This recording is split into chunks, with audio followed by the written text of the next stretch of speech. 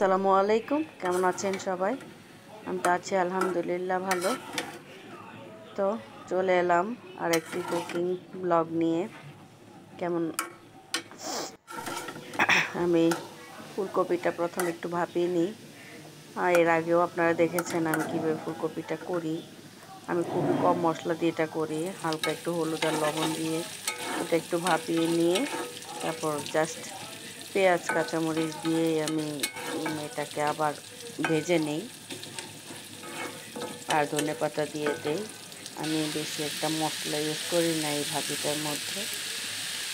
এই ভাজি কেন, আমি এমনিতে তরকারিতে মশলা একটু কম খাই।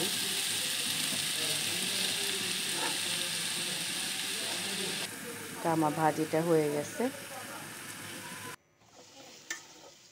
এখন আমি একটু বিফ কারি করব, যার জন্য পেঁয়াজ আর এখানে আমি রসুনটা, বড় রসুনটাই আমি বাটা দেইনি, একদম কুচি করে দিয়েছি, হয়ে যাবে এটার সাথে। আদা রসুন বাটা আর সব গুঁড়া মশলা দিয়ে আর দুটো টমেটো দিয়েছি আমি একটু।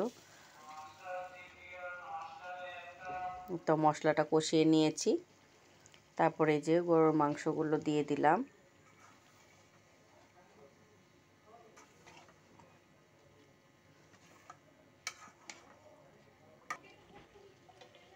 দিয়ে কষানোর জন্য আমি ঢেকে দিচ্ছি কিছু সময়।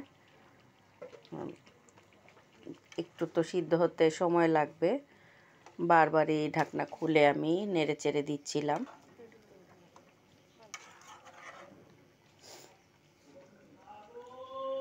মোটামুটি হাফ সিদ্ধ হওয়া পর্যন্ত অপেক্ষা করি। আর এখানে আমি টমেটোর টকটা বসিয়ে দিয়েছি। টমেটো, পেঁয়াজ, কাঁচামরিচ আর একটু রসুন পেঁয়াজ দিয়ে, কাঁচামরিচ দিয়ে, লবণ। আর এখানে আমি কড়াইতে হচ্ছিল না, যার কারণে পাতিলে ঢেলে আমি ঝোলের পানি দিয়ে দিয়েছি। এখানে টমেটোটাও সিদ্ধ হয়ে গেছে, আমি ডাল ঘুটনি দিয়ে একটু ঘুটে নিয়েছি, নরম করে নিয়েছি, ভেঙে ভেঙে নিয়েছি টমেটোগুলো। এখন এই যে বলক এসে গেছে, এখন শুধু রসুন দিয়ে বাগার দিব। আমি ধনেপাতাটাও দিয়ে দিয়েছি। আমরা টকটা এভাবে রান্না করে খাই, আপনাদের কোনো এলাকায় কিভাবে খান আমি জানি না। আমাদের এলাকায় এইভাবে রান্না করে টমেটোর টক, আমিও এইভাবেই করি।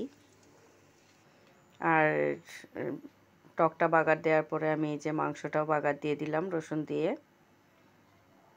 তো এরপরে আমি একটু বেগুন চাক ভাজি করব, তার জন্য বেগুনগুলো কেটে মশলা মেখে রেখেছিলাম। এখন আস্তে আস্তে এগুলো ভেজে ফেলবো।